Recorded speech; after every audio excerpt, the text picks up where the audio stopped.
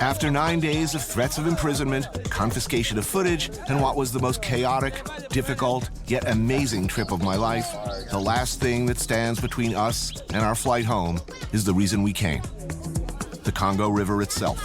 Eric, this ferry cannot move today because now the bird and they have to repair tomorrow. The UN truck just said he's been here since this morning. I've had times where I've been held up for days. What's up, Freddie? Start the engine. They're starting the engine. Awesome. It just broke down again? Yeah. We now have 1 hour of daylight left. They're starting the engine from the start. Okay, great. Here it comes. Yeah.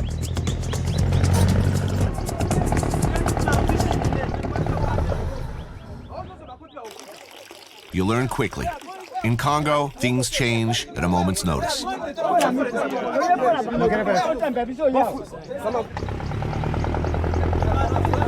to the jungle. I took a walk through this beautiful world. Felt the cool rain on my shoulder. Found something good in this beautiful world. I felt the rain getting colder. Sha la la la la, sha la la la la la, sha la la la la, sha la la la la la.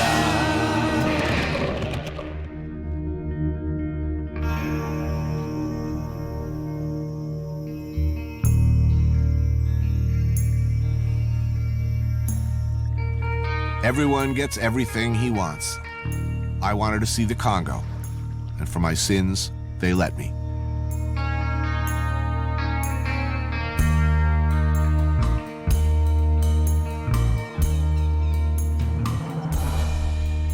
In Heart of Darkness, Joseph Conrad writes of his alter ego.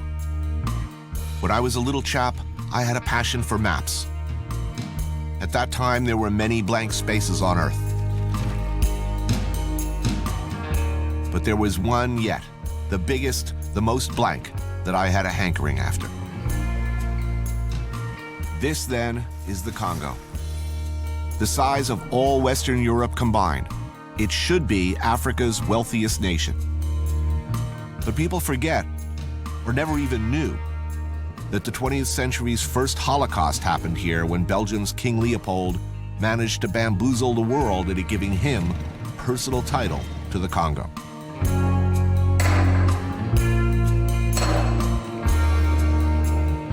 Leopold's agents, of whom the mythical Kurtz was one, raided, slaughtered, mutilated, and pressed into forced labor much of the population in a bloodthirsty quest for first ivory and then rubber. When independence finally came, the Belgians trashed what they could and left behind a completely unprepared, tribally divided, and largely ungovernable landmass filled with stuff that everybody in the world wanted. And things pretty much went downhill from there.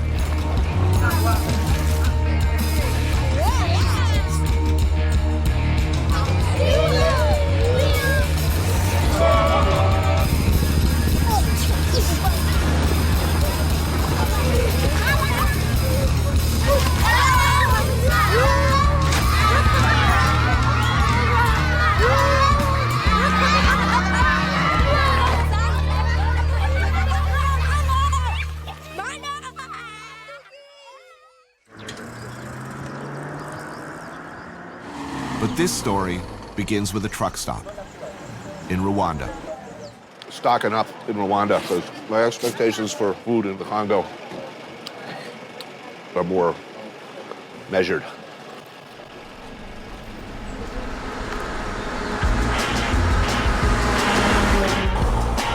If you're looking to get to the Eastern Congo, and many would ask why you'd even want to do that, the best way is to drive across from neighboring Rwanda. This country, of course, not too long ago, suffered its own appalling genocide. Behind the wheel, Dan. He's been living in the DRC for 2 years, working on a documentary about some of the several dozen rebel groups in the country. Riding shotgun, Dan's close friend and associate, Horeb, a Congolese. They're taking me across the border. One side, Rwanda. Hotels, paved roads, internet, and paperwork to be filled out.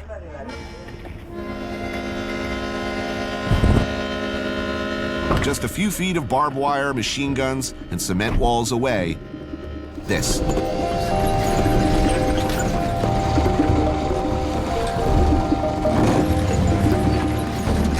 Welcome to Goma.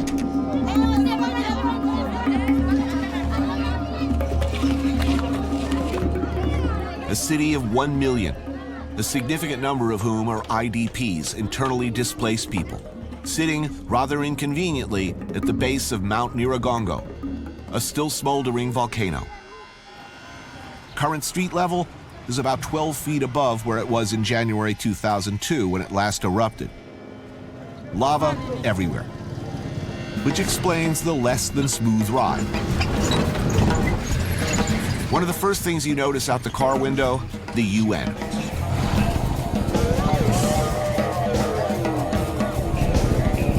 About 4 months ago, the M23, one of the various rebel groups holed up in the jungle nearby, invaded the city. The NGOs battened down the hatches. The UN stood by, hands tied. Everyone else had to fend for themselves until the rebels withdrew. The Congo is a place I've dreamed of visiting since before I ever thought I'd get the chance to travel the world. Close your door. Actually being here, I'm not so sure.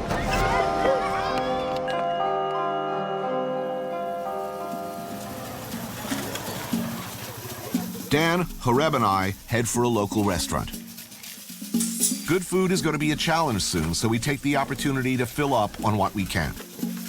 Grilled chicken, ugali, piri-piri pepper. A pretty nice meal. Goma in the 50s, you know, tourists used to come from as far down as Rhodesia, up here to vacation.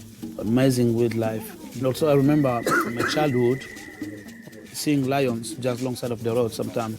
Goma was a touristy place for a long time. They're not coming anymore? No. No, you're just saying no. It's a red zone. It's looking like there won't be house-to-house fighting or artillery or mortars dropping into Goma. Was today a good day? Well, right now we have a rebel group just 10 kilometers north of us. Right. And then we have maybe 7 other rebel groups that are all caught in the blender, you know? So Things change quickly in Congo. Confused yet? Virtually all of the eastern part of the country is being contested by rebel groups, some local and others allegedly acting on behalf of interests based in neighboring countries. Recently, the largely Tutsi Rwandan-backed M23 has been active in the area around Goma, but the mostly Hutu FDLR is also here. The Mai Mai can refer to either somewhat generic local self-defense groups or specific entities like APCLS or Cheka. Some groups, like the FRPI, are principally defending a stake in a resource like gold, and others, like the Rea Motomboki, are mainly interested in fighting with a particular enemy. In their case, they have a beef with the FDLR. And lots of other organizations controlling territory who haven't come up with a name or a cool acronym yet. This is only a fraction of the rebel groups in a single area of the Congo. And be advised, this map was hopelessly outdated before we even got here. it's all these variables kind of knotted into one big mess. And these are the reasons why media has a difficult time, why the Western world doesn't hear much about Congo. Because how can you sum it up in a 3-minute report? But for us, Goma is just a stopover on the way to the Congo River. So we need to keep moving. And roads, forget it. Certainly nothing even remotely safe between Goma and where we're headed. We're flying to Kisangani. This is the preferred route. So we've chartered a bush plane, formerly Queen Elizabeth's flying wardrobe. When the Queen traveled, presumably in her younger years, her clothes followed in this beast, or so we're told. I have not seen this model of plane before. A first for me. Of course, you'll learn to take nothing for granted in the Congo. Uh-oh. Just as we're about to take off, thunder, lightning. I don't see what the problem is. Weather looks fine to me. Let's get this thing airborne.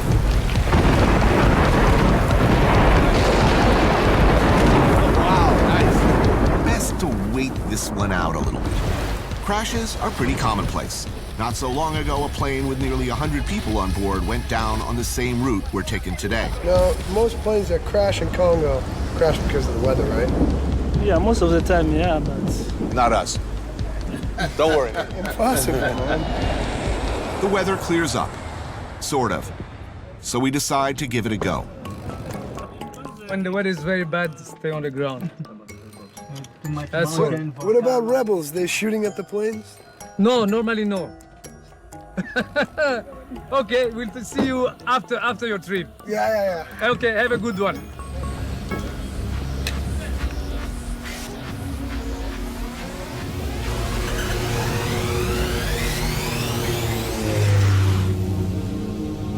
Lifting off from Goma, we head out over the shores of Lake Kivu before circling back northeast. Our destination, what Conrad referred to at Heart of Darkness as the inner station. Here, surrounded by dense jungle, lies our rendezvous with the Congo River, a waterway responsible for both building this country and helping to destroy it.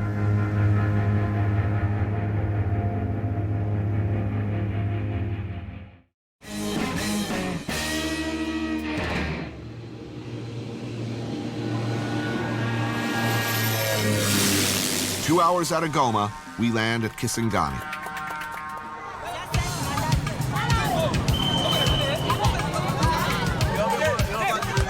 This was once Stanleyville, and the country's second largest city, before war and neglect cut it off from the rest of the Congo and the world.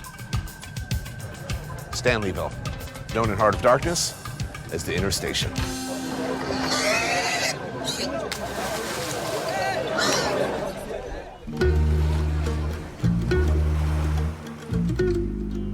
The Congo River stretches across the country's middle. Conrad describes it as a twisting snake with its head in the Atlantic Ocean and its tail buried deep in Africa's heart. To Europeans, it was a natural route to transport slaves, ivory, rubber, minerals, the commodities upon which modern-day Brussels and Antwerp are built. For the Congolese, both before and after the Belgians, it provided more basic things. Water, to wash, to clean your clothes in, to cook with, to drink. Also fishing.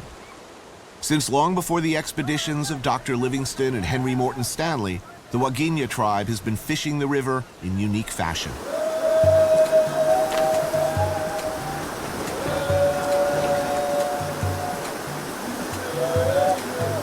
Highly coordinated and acrobatic, the Wagenya dive into the treacherous rapids of what is still referred to as Stanley Falls. Navigate downstream between baskets that need tending. Perched on a precarious network of wooden poles, they hoist together. The catch these days? Not much.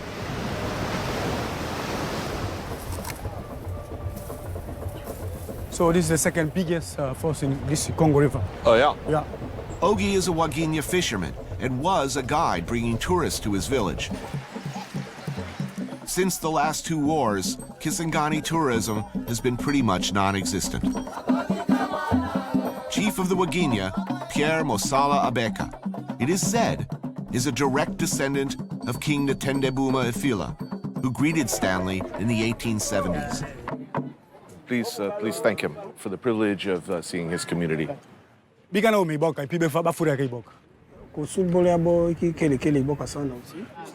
a present from the chief. This is a way to welcome the delegation of CNN. The Wagenya tribe made what was in retrospect the mistake of allowing Stanley to pass. The famous explorer, of course, pretty much shot and raided his way along his historic route to the coast before effectively jump-starting the colonial period.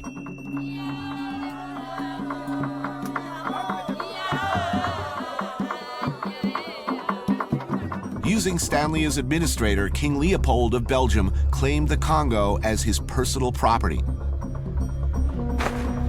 Under Leopold's reign, men, women, and children were tagged with numbers, separated into groups, given production quotas.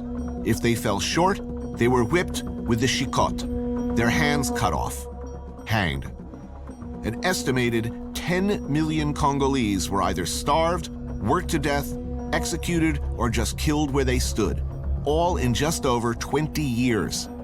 By the end, half the population of the country was gone. Have you ever thought about all those years ago, if your people had just killed Stanley? Somebody else have to come. Somebody else would have come. Ordinarily, a large tiger fish like this one, it's going to the market, considered way too valuable to eat. But today, guests. It's a mean-looking fish. She used to sell fish in the market. The Congolese standard, limboke. It can be pretty much anything wrapped in a banana leaf and steamed.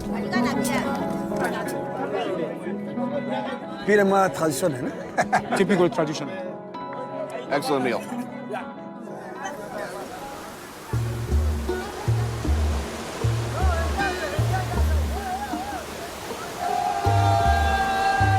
A lot of work. Though it looks like they're not having an entirely miserable time of it. The water looks good. On a good day, how many like this? On a good day, 50. 50. Yeah, 50. That time, two ancestors. Ancestors didn't used to catch this. They just catch a big fish. One basket like this, they used to catch about 10 big fish. But situation changed. The tourists used to come and see how the fishermen are catching fish. Right, hundreds of them used to come, yes? Yeah, yeah. Well, things get a little better here. Maybe they come back. I hope so. I hope so, too.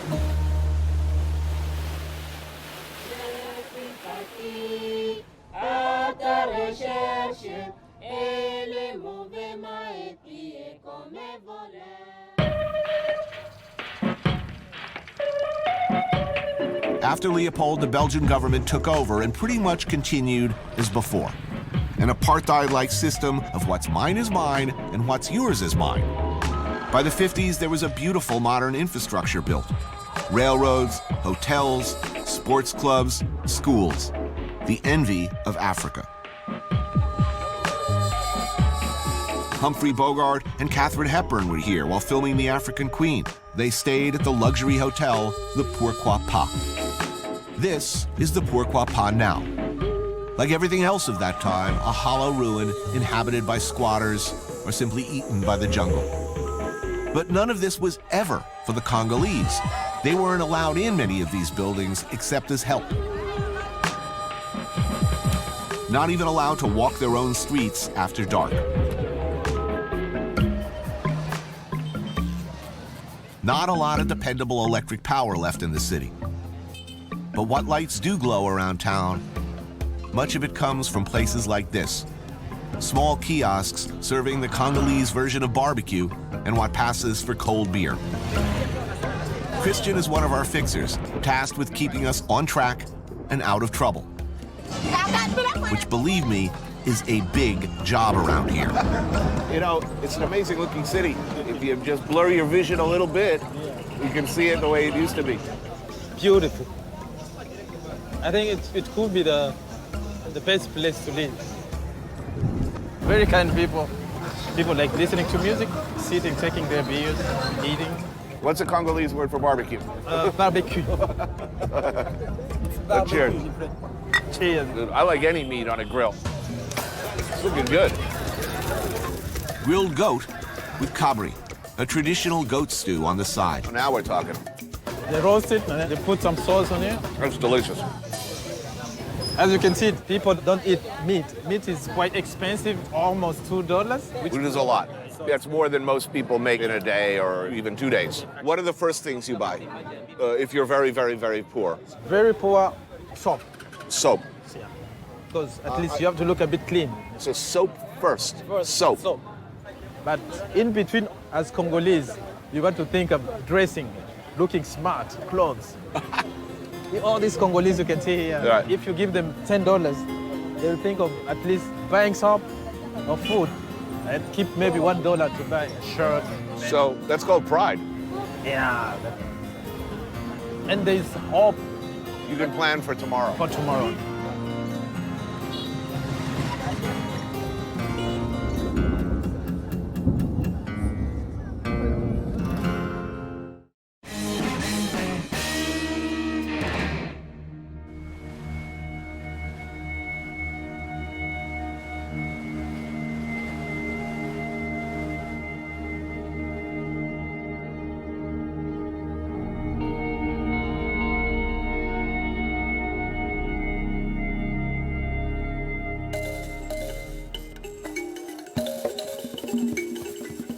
In Heart of Darkness, Conrad writes about the greed of the Belgian colonizers. They grabbed what they could get for the sake of what was to be got. It was just robbery with violence, aggravated murder on a great scale.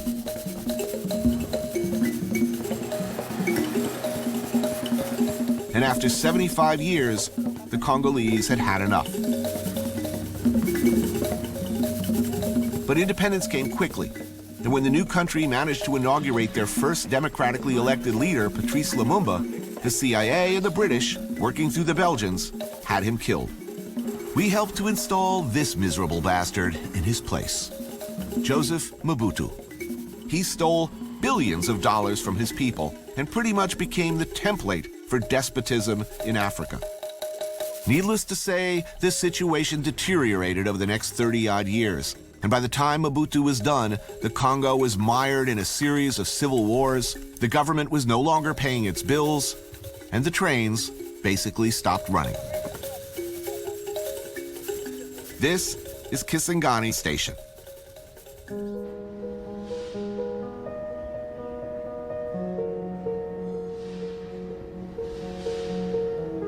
There's one short run left. Service once a week when operational, which isn't often, I'm guessing. Abandoned by the Belgians, shot up and stripped by rebels in the 90s. The station, the engines, the ancient passenger cars, and the tracks themselves have slowly receded into the jungle.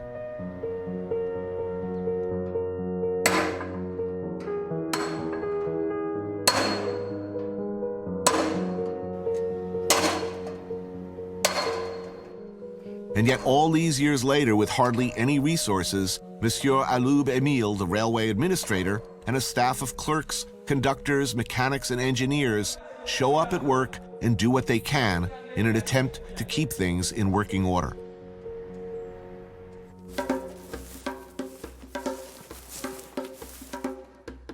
How do you do?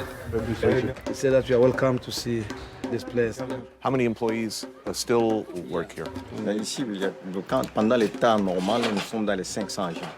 Mais pour le moment, nous sommes dans les 200.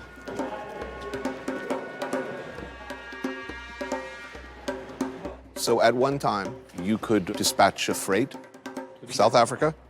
Oui, justement, vous pouvez quitter ici jusqu'en Afrique du Sud, avec des correspondances évidemment.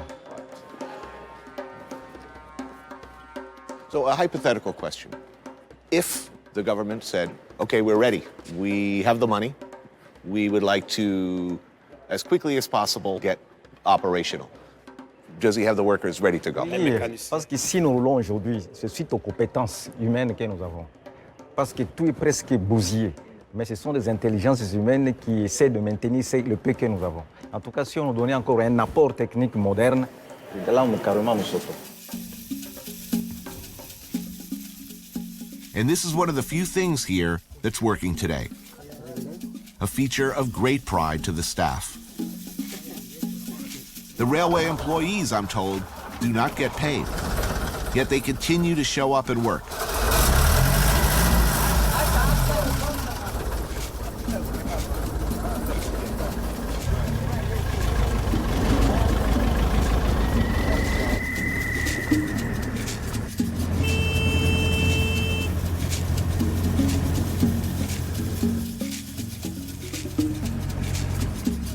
It is said of the building of the country's once vast rail network, one Congolese died for every single tie.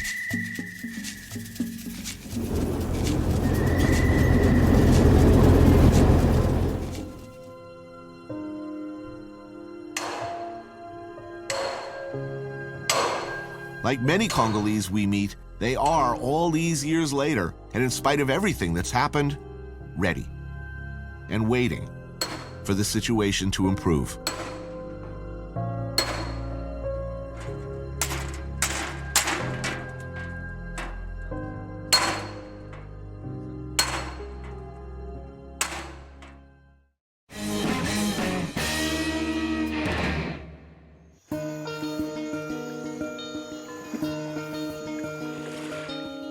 You lost your way on that river as you would in a desert, till you thought yourself bewitched and cut off forever from everything you had known once. So Conrad described the Congo after piloting steamships in the early days of Belgian colonialism. I've had something of a multi-decade obsession with the Congo. It's been kind of a personal dream, if you will, to travel the Congo River. And now, for better or worse, I get that chance. We've rented a trusty vessel, and I shall dub thee the Captain Willard. All right, did you maggots load the chickens? Finding food along the way, it's anticipated, will be a challenge. Refrigeration of any kind is impossible. Okay, well, I'm psyched. My dream has finally come true.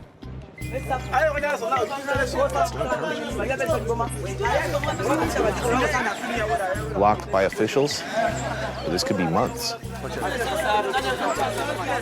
Okay, let the probing begin. We need this boat to move now. How do we do this? Let's get underway before they figure a new tax to levy on us.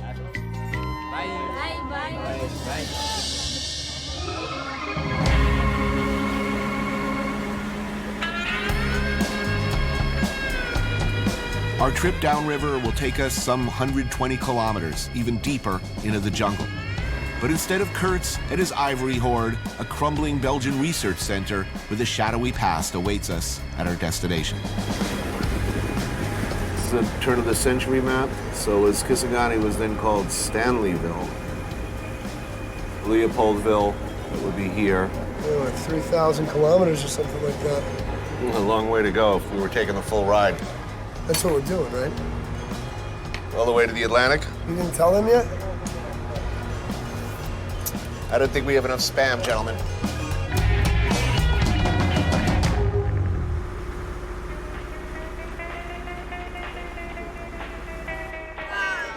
A half-day's journey downriver, there's a local dignitary we've promised to visit. Yeah, there's the chief who's coming down. We arrive, late, but the king is still waiting for us. Traditional headgear, not so traditional suit. The medals given by the Belgians, proving his royal lineage.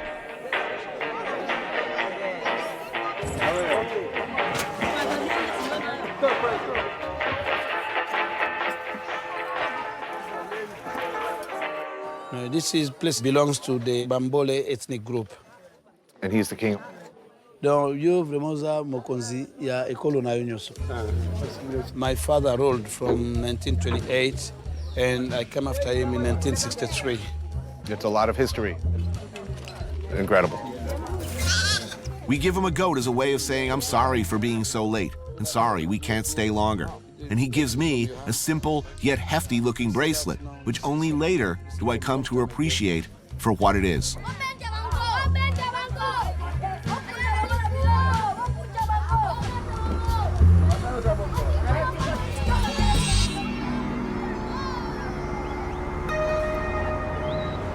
Horan told me this goes back to Arab, Portuguese times. It was the Arabs who taught them how to do this. So they wear them on their wrists or their ankles. This is older than our story, probably. The chief said his father gave it to him in 1935. So who knows, man? Wow. So where'd you get the bracelet? Oh, an African king gave it to me. Congo River. Where'd you get yours?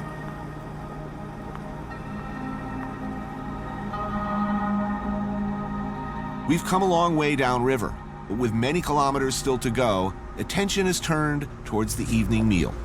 I figure I'll make coq au vin, which is a pretty simple way of dealing with a bunch of tough, old, stringy birds in one pot. Getting close to killing time. The moment of truth. It's quickly getting dark, and I'm very aware of a number of things. How do they usually kill chickens? Small knife. A small knife, cut the head off. Our chickens are thin, scraggly, and tough. Ah, he's biting me.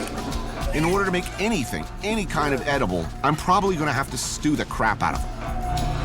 But first, we gotta kill these things and collect their blood, which, if you know anything about chickens, and most of my crew don't, takes time. I'll hold the bucket, you kill the chicken. You wanna eat? You gotta kill your own chicken and pluck it too. Time to get killing. But every man has a breaking point. And in retrospect, perhaps this was ours. Saw harder. Harder, you're almost through. Oh, I'm not. Killing him, Tom. Stop. Clean killed. Clean killed. Yeah, you can join our treehouse. By the time our birds are cleaned and plucked, the sun is down and dinner is still a long way off. Eat up the chickens. It's time to kill chickens.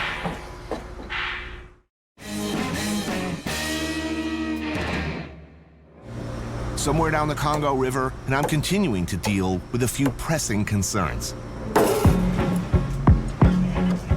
The one knife on board is as sharp, really, as a soup spoon. And soon I'm frantically trying to rip out the backbone and guts in one go with my bare hands because the knife ain't shit, and it's getting darker and darker, and the damn generator keeps kicking out. And I really need a light so I can see what I'm cutting. I can't cut what I can't see. There's only 3 light bulbs on right now. There's only 240 watts. There's no way it's the draw. They're not going to eat at all.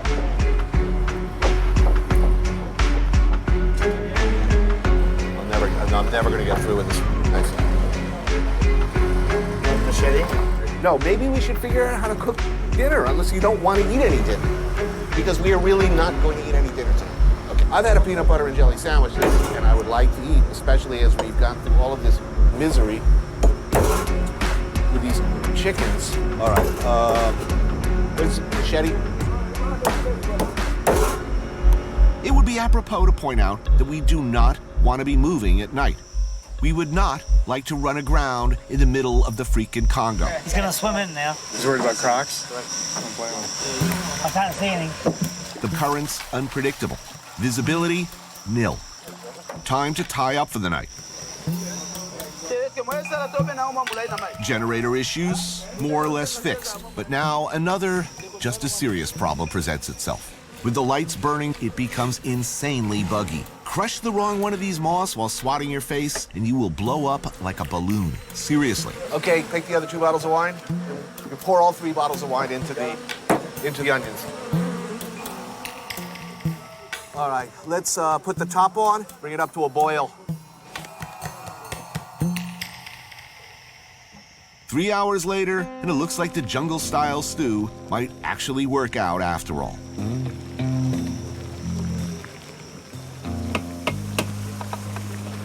Okay, someone wants to bring this over carefully to the table. All right, let's eat. À table. Bon appétit. Bon appétit.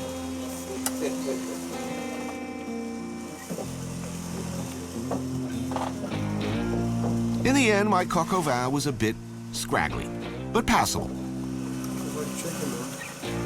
It is written that I should be loyal to the nightmare of my choice. I think I now understand what that means.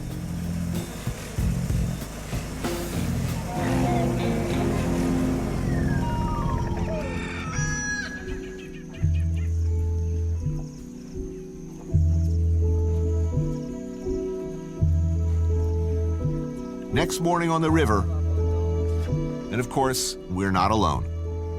Fishermen from all the surrounding villages have heard of us and have, long before we're even awake, come by to check us out. Hey, you ever find a couple of onions for me? Don't go crazy. If we don't have, we don't have. I will not go crazy. All right, I will get on the spam and egg patrol. I may have invented the stealth bomber. Really, this will be our crowning accomplishment as a culture. Get in there, boys. once we finally get there, we still have to get all the way back. Coming back was never part of the plan, man. We're not coming back. Yeah, they'll find us 10 years later, naked in the bush with like a necklace of Spam cans.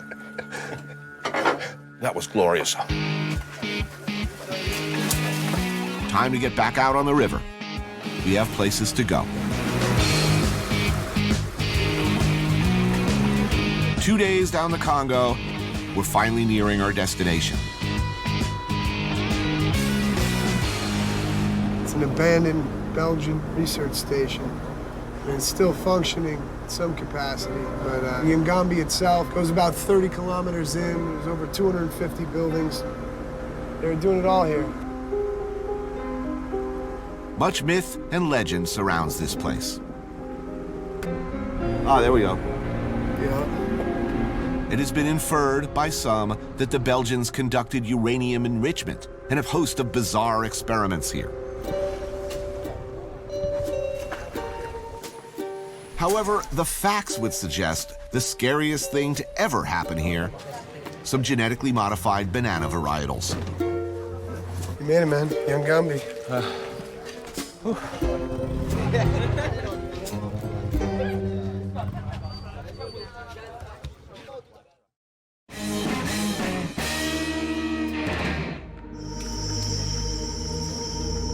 Deep in the jungle and miles from anywhere, this was once the Institute for Agricultural Studies of Congo. Construction began in the 1930s.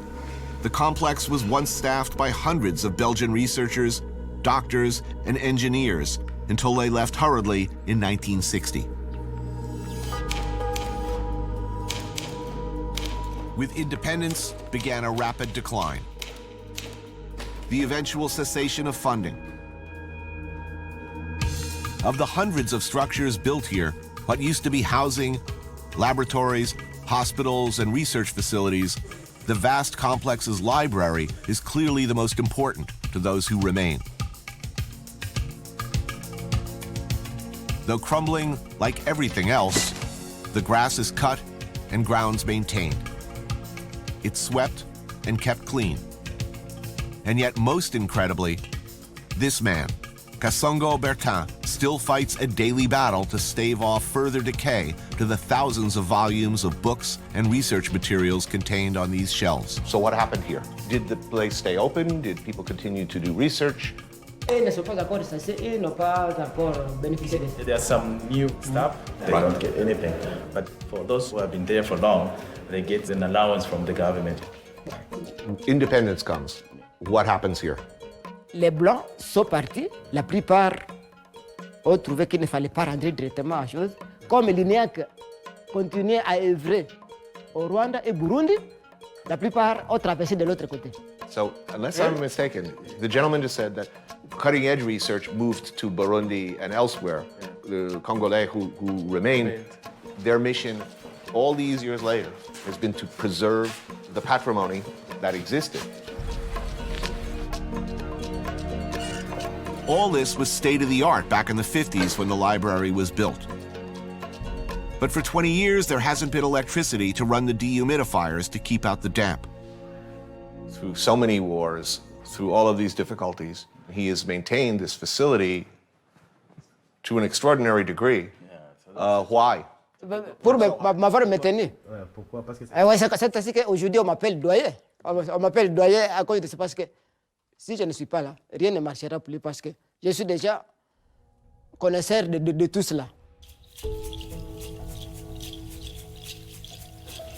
Staff still show up to work and organize, catalog, and write requests for funding. Perhaps to Kinshasa or a central office where someone may or may not ever respond. He was here pre-independence, yes? Yeah. Does he remember the Belgian rule? Non, là c'était bien, justement. Est-ce que nous on savait qu'il y aurait un changement de vie? Parce que c'était bien, justement. Hein? No, yeah, he remembers that period of colonialism. Right. That was the best time that they were living. What do you say to someone who suggests that Belgian colonialism might have been the good times?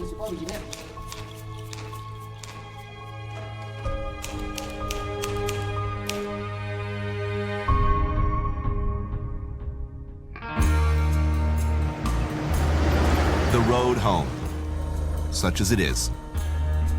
Rotting bridges, makeshift ferries. It's an adventure. Fortunately, ours was a good adventure. The Congo is a place that's always fascinated me.